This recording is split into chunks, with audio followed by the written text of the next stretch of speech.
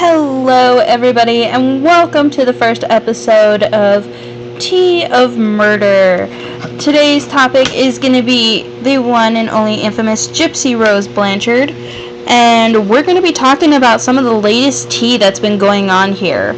So, hope you guys are ready. I will be letting you guys join in as we go, so that way if you have stuff you want to talk about specific to the Gypsy Rose Blanchard scandals and everything else that is Gypsy Rose, we can. So, that being said, ladies and gentlemen, I hope you are ready to get started. I appreciate everyone for coming in and hanging out with me. Let's get it started. So, basically, Gypsy Rose Blanchard is the girl who is known and famous for murdering her own mother in, how do I put this?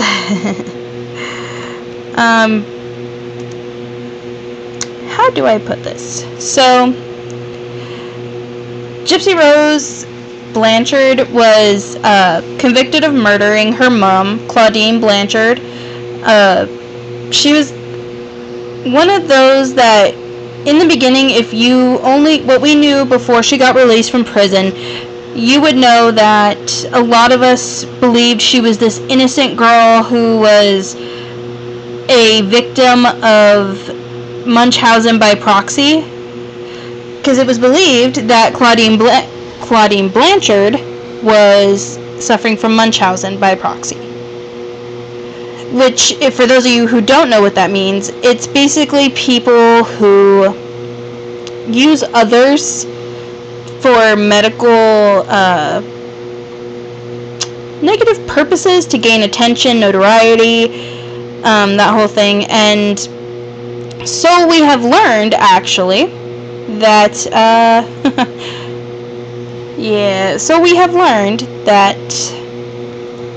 Gypsy, ever since she got out, a lot of stuff has begun to emerge. A lot of the fraud is coming about. There's so much scandal involved when it comes to Gypsy Rose Blanchard. But, to give it an overview, she's an American convicted killer.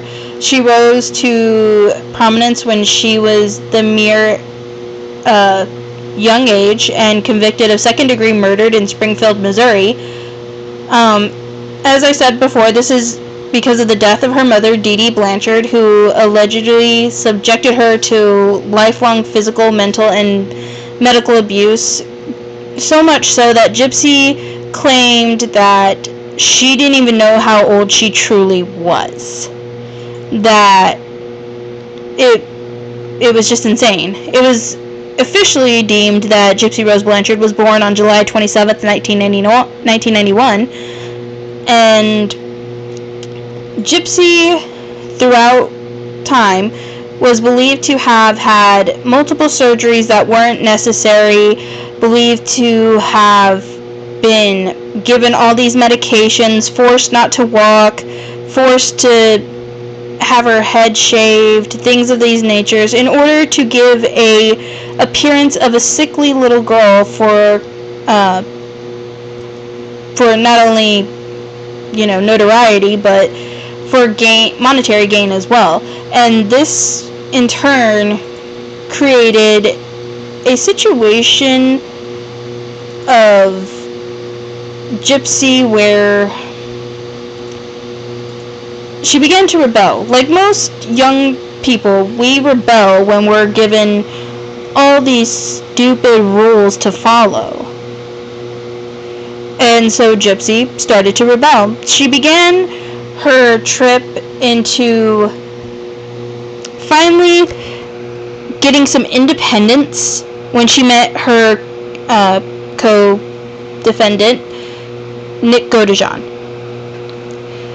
Nick Godejohn was a young man who... How do I say this without sounding insensitive? How do I say this without sounding insensitive? I'm sorry this is taking me so long. I'm trying I'm trying to explain that he wasn't completely competent. We'll say not completely mentally competent. And when he met Gypsy, they met on a online site, and they started conversating back and forth. They started hanging out, and eventually a relationship develops. And of course, unbeknownst to Dee Dee, Nick was now part of the picture with Gypsy. This did not settle well with her mother.